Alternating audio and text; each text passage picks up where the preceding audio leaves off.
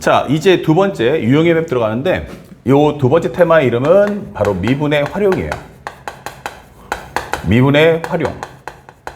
그래서 이것에 해당 목표가 무엇입니까? 라고 한다면 바로 f'x의 부호를 판정해 와라. 그러니까 이 f'x가 양수인지 음수인지 알아와라 이 뜻이에요. 그러면 양수인지 음수인지 알려면 가장 중요한 게 바로 f'x의 그래프를 그려라. 자, 이 그래프를 통해서 부호를 좀 판정해 와라 라고 설명하는 거야. 그래서 정리를 해보면 첫 번째 나오는 내용은 바로 함수에 대한 증가와 감소에 관한 설명을 하겠다 이게 되는 거예요. 그래서 첫 번째로 우리가 함수가 증가하더라 라고 한다면 이때는 f'x라는 부호가 0보다 크다 라는 걸 밝혀주시면 되겠고, 그 다음에 감소더라 라고 한다면 바로 f'x가 음수다 라고 설명이 되는 거예요. 그래서 만약에 구간인 경우는 이 등호를 넣어주는데, 이 등호는 언제 쓸 거야 하면은 제한 범위의 이내에 있을 때, 다시 말하면 제한 범위의 안쪽에 존재할 때, 자, 이럴 때는 우리가 등호를 쓸 수가 있다 이 되는 거예요. 그러니까 제한 범위의 끝에 걸려버리면 그 점의 앞뒤 구간의 모든 부호를 아는데 제한 범위 끝에 걸리면 전 단계나 후 단계를 모르기 때문에 이때는 등호를 사용할 수가 없어요. 하지만 만약에 제한 범위 안쪽에서 등호가 형성된다면 그 등호의 앞뒤 내용에서는 둘 다 양수니까 이때는 증거로 인정을 하겠다라는 메시지입니다. 그래서 이 등호는 언제 써야 될 건지도 정확하게 구분하시기 바라고, 그 다음에 두 번째 살짝 올려서 우리가 알고 있는 함수의 극대 극소가 나온다면 이게 되는 거예요. 그래서 첫 번째로 우리가 극대는 무엇인가 라고 질문한다면 바로 f'x, 즉 fx가 올라갔다가 내려온다 이 뜻이에요. 그러면 증가해서 감소로 간다. 그래서 우리가 알고 있는 현재 양수에서 음수로 가는 모습을 찾아와라 이게 되는 거예요. 그럼 여기서 이제 요 사이에 들어갈 수 있는 게 바로 f'x가 0 되는 값이 존재하겠지만, 중요한 것은 현재 이 내용은 부호가 바뀐다라는 것을 꼭 확인하셔야 돼요. 그래서 f'x가 0이다? 좋아요. 0이라는 것은 이제 부호가 바뀔 수 있는 가능성이 제일 크다는 얘기고, 중요한 건 그 0 이후에 바로 앞뒤에서의 부호 확인을 반드시 해달라라는 걸 잊지 마시고요. 그 다음에 극소라는 게 무엇입니까? 라고 하는 거죠. 그거는 극소라는 것은 말 그대로 이제 아래로 볼록이라고 설명되기 때문에 f'x의 부호가 마이너스에서 플러스로 가는 과정을 찾아가라. 그러면 음수에서 양수 가려면 그 사이에 한 번은 0 되는 값이 나올 거 아니냐. 이게 설명해 주는 거죠. 자, 그래서 우리가 원하는 것은 이 부호 판정을 반드시 해와라. 그럼 이 부호 판정을 하려면 반드시 뭐 해야 돼? 예, 바로 그래프를 그려서 현재 어떤 상황인지를 파악해 오는 게 중요하다라고 설명해 줘요. 특히나 우리가 알아야 될 것 중에 하나는 극대값 또는 극소값이라는 값을 구한다는 건, 이것은 바로 함수값을 설명해요. 함수값. 즉 y값이다 라고 하는 거죠. 그래서 상대방이 질문할 때 극대값 가져와, 극소값 가져와 라고 질문한다는 것은 이것의 y값을 알아와라 이 뜻인 거예요. 그러면 y값을 알려면 항상 처음에는 맨 처음에 x값 구하고, 그리고 그 값을 통해서 y값을 구한다 라는 순서임을 절대로 잊으시면 안 되겠습니다. 그래서 학생들이 잘 알겠지만 한 번 더 정리해서 알려드립니다. 그래서 극대값, 극소값 하면은 상대방이 극대값이 9일 때 이렇게 줄 거예요. 그러면 극대값이 9라는 건 그게 y값이니까 그게 어느 x에서 어떤 x를 입력했길래 이 y가 9가 나왔는가 라는 걸 찾으라는 메시지라는 것 또한 잊지 않으셔야겠어요. 그래서 극대극소 나온다는 건 결국 f'x에 대한 그래프를 그려서 부호를 판정하는 뜻이고, 그 다음에 세 번째는 바로 우리가 알고 있는 최대값, 최소값이에요. 최대값, 그 다음에 최소값. 만약 현재 문제 중에서 함수가 포함됐는데 문제에서 최대 최소가 뜨더라 라고 하는 이 문제는 100% 전부 다 그래프를 그려라 뜻인 거예요. 그래서 이 메시지가 주고자 하는 것은 함수가 존재합니까? Yes. 그리고 문제 안에 최대값이나 최소값에 관련된 언급이 있습니까? Yes. 그러면 이것은 반드시 그래프를 그려라 라는 설명이 되겠죠.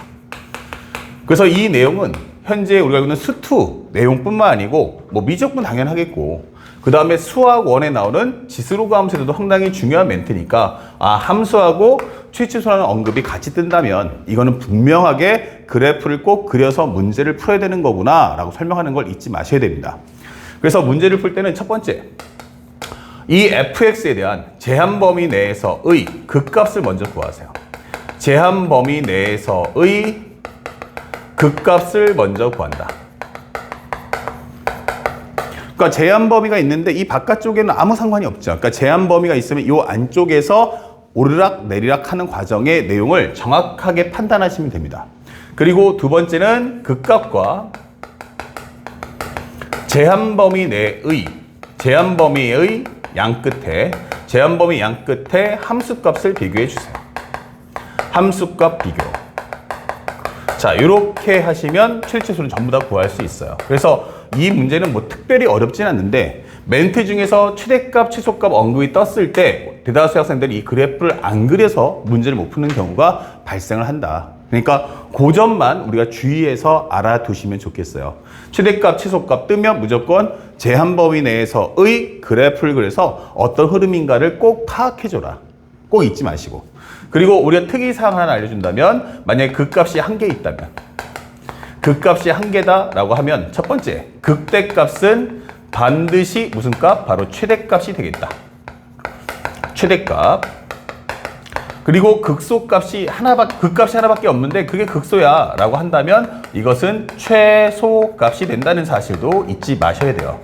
아무래도 이제 앞쪽에서 이 극값하고 제한범위 양 끝에 함수값을 비교하다 보니까 시간이 어때요?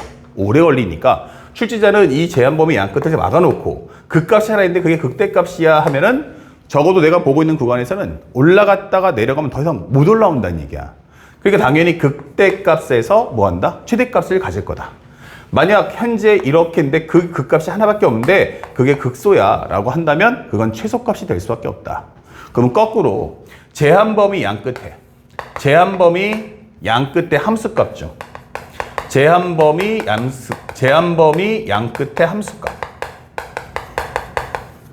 자, 이렇게 설명해주면 이것을 비교했을 때 그럼 제한범위 양 끝 중에 뭐가 있겠어요? 바로 최소값이 나올 거야 라고 하는 거죠. 자, 그래서 여기서 최소값이 발생한다.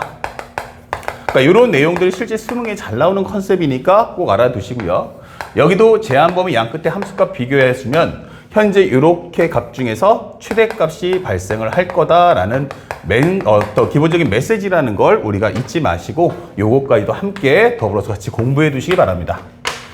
올해 6월, 9월에는 이 3번 컨셉이 안 나왔지만 워낙 3번은 유명한 컨셉이기 때문에 꼭 여러분들이 알아둘 필요가 있음을 절대 잊지 마셔야겠습니다.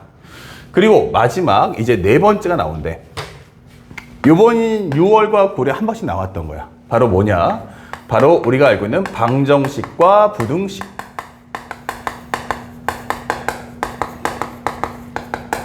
그래서 방정식의 경우는 기본적으로 우리가 알고 있는 fx = gx.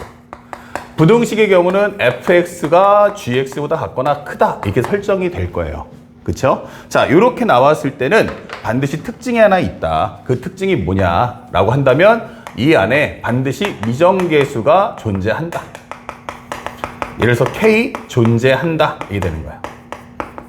아, 이건 미정계수 반드시 존재하는 컨셉이구나.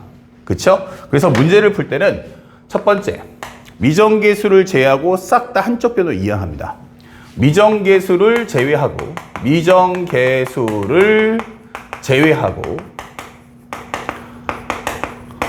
현재 나머지 식들을 한쪽으로 이항한다.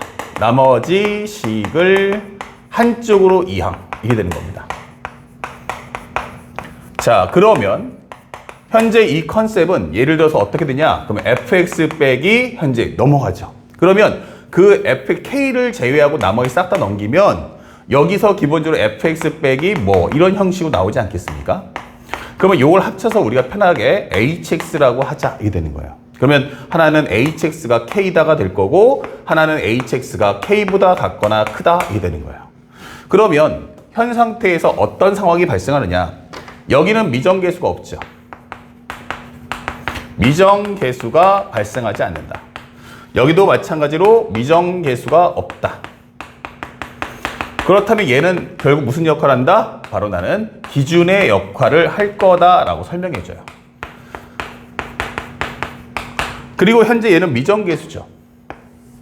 그럼 미정계수는 뭐 한다? 그러면 앞에 있는 hx에 맞춰서 현재 비교한다 생각하시면 되겠어요. 현재 이것은 미정계수고, 미정계수라는 말은 현재 나는 비교하겠다라고 설명하는 거예요. 미정계수가 있다는 것은 바로 비교가 목적이다. 자, 이렇게 되는 겁니다. 그래서 두 번째 설명을 정리하면 y는 hx의 그래프를 그린 후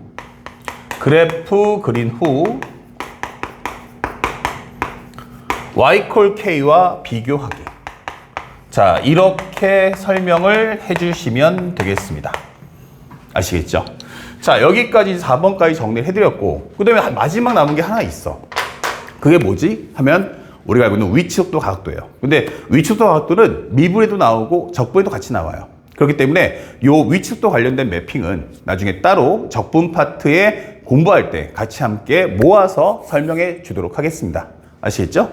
자, 그러면 이걸 바탕으로 해서 지금부터 바로 연결해서 우리가 올해 봤던 9월달, 특히 9월 평가원에서 주는 아주 중요한 메시지, 그 선생님이 하나의 특강을 해드릴 겁니다. 그러면 그 특강을 바탕으로 해서 현재 추후에 문제풀 따라가 보면 실제 학생들이 문제를 푸는 것보다 한 1분 이상은 시간을 단축할 수 있는 효과를 내겠으니까 바로 이 특강의 내용을 집중하고 바로 연결해서 문제풀이까지 나갈 거예요. 아시겠죠? 다시 한번 정리하면 일단 문제풀이 현재 5번부터 8번까지 먼저 진행하고 5번에서 8번까지 진행을 하고 바로 연결해서 현재 심화 정리, 현재 함수에 관련된 아주 중요한 특성, 특징, 심화 공식 이 설명을 해주도록 하겠습니다. 꼭 챙겨보십시오.